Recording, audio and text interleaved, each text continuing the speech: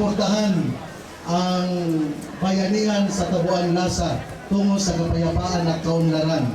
Nandito na po tayo. Sana ang kapayapaan ay palagi nating always nandito sa ating mind, na gagawa tayo ng mga hakbangin na para makita sa ating mga anak, at ang mga anak natin din ay magsabi, maganda pala pag may kapayapaan, may schooling, ang mga guro magpunta dito. Pag walang kapayapaan, wala pong schooling, ang mga guro hindi po pupunta dito.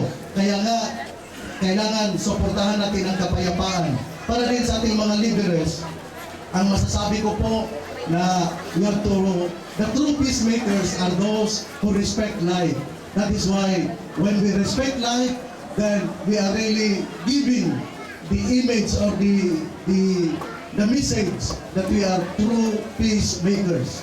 Yun po, sana ito ang gawin natin, na lagi tayong mga peacemakers who respect life. Sa inyong lahat, magandang umaga po.